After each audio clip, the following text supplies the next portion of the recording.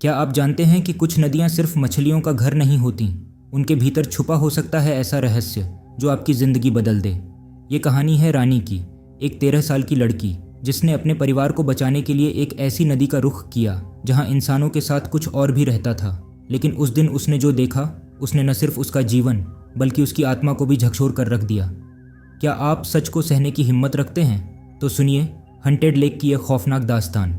रानी एक मछुआरों के परिवार से थी। अपने पिता के गायब होने के बाद घर की सारी जिम्मेदारी अब 13 साल की रानी पर आ गई थी।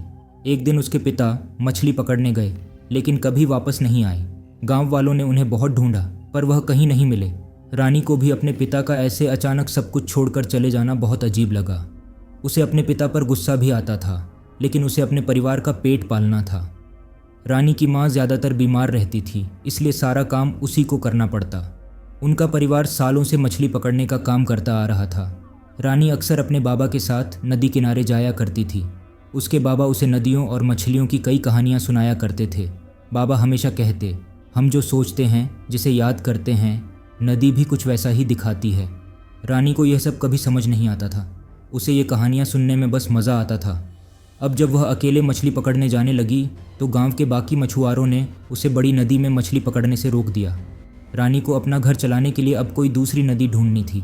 गांव के 2 हिस्से थे, एक हिस्सा जहां सारे घर और बड़ी नदी थी और दूसरा हिस्सा घने जंगलों से भरा हुआ। गांव में कहा जाता था कि जंगल के बीच में भी एक नदी है। रानी ने उसी नदी पर जाने का फैसला कर लिया। एक दिन वह सारा सामान लेकर जंगल के लिए निकल पड़ी। बचपन से गांव में रहते हुए भी उसने कभी उस जंगल को अंदर से नहीं देखा था। दिन के उजाले में भी जंगल घना और डरावना लग रहा था। कहीं चमगादड़ों की चीखें सुनाई देती तो कहीं सांपों की सरसराहट। यह सब रानी को डरा रहे थे, लेकिन वह हिम्मत करके जंगल के अंदर बढ़ती गई। कुछ देर बाद उसे दूर से एक नदी दिखाई दी। वह नदी के पास पहुंची और पानी पीने लगी।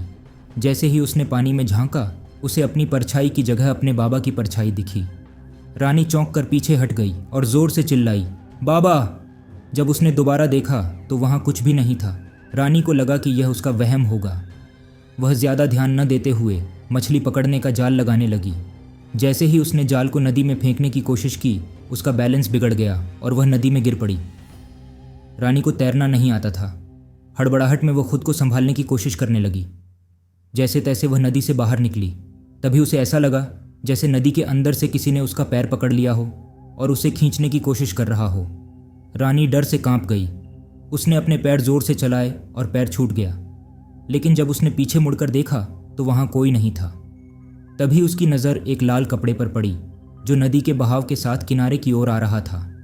जब वह कपड़ा किनारे पर पहुंचा तो रानी के होश उड़ गए। वह कपड़ा ठीक वैसा ही था जैसा उसके बाबा गले में बांधते थे। रानी ने खुद को समझाया कि यह महज एक इत्तेफाक होगा। उसने जाल फिर से बिछाने की तैयारी शुरू कर दी। मछलियों का चारा लेने के लिए उसने अपना सामान खोला तो उसमें अपने बाबा की एक फ़ोटो रखी मिली। सबसे चौंकाने वाली बात यह थी कि वह फ़ोटो उसने अपने साथ नहीं लाई थी। उस फ़ोटो में बाबा की आंखों को किसी ने खरोंच दिया था। यह देख रानी को यकीन हो गया कि यहाँ कुछ गलत हो रहा है। वह वहाँ से भागने की सोचने लगी। रानी जाल उठाने के लिए नदी के पास पहुँची। जैसे ही उसने जाल को हाथ लगाया, उसमें अजीब सी हलचल होने लगी। उसे लगा कि जाल में मछलियाँ फंस गई हैं। उसने जाल को बाहर खींचा, लेकिन जाल से जो बाहर आया वह देखकर रानी की चीख निकल गई। जाल में उसके बाबा की लाश थी। रानी की आंखें फटी की फटी रह गईं। वह ज़ोर ज़ोर से रोने लगी। तभी उसे अपने पीछे किसी के गुजरने का एहसास हुआ। रानी को अब यकीन हो गया था कि उसके आसपास कोई बुरी शक्ति मंडरा रही है। रानी अपने बाबा की लाश को वहाँ छोड़कर भाग नहीं सकती थी। उसने लाश को पानी से बाहर घसीटना शुरू किया, लेकिन जब लाश पूरी तरह बाहर आई तो रानी का दिल दहल गया। उसके बाबा की लाश का आधा सिर कटा हुआ था। रानी को ऐसा लग रहा था मानो किसी जानवर ने उसके बाबा के आधे सिर को खा लिया हो। इससे पहले कि वह इस सदमे से उभर पाती, उसकी आंखों के सामने उसी नदी में से एक बहुत ही भयानक औरत निकल आई। उस औरत के बालों पर काई जमी हुई थी। उसके दांत बड़े और नुकीले थे। उसका पूरा शरीर सड़ा गला हुआ था और चेहरे पर खून लगा हुआ था। वह औरत रानी की तरफ देखकर डरावनी मुस्कान देने लगी। तभी रानी की आंखों के सामने ही नदी का रंग नीले से लाल होने लगा। रानी की चीख निकल गई। वह अपनी जान बचाने के लिए वहाँ से बिना पीछे देखे भागती चली गई।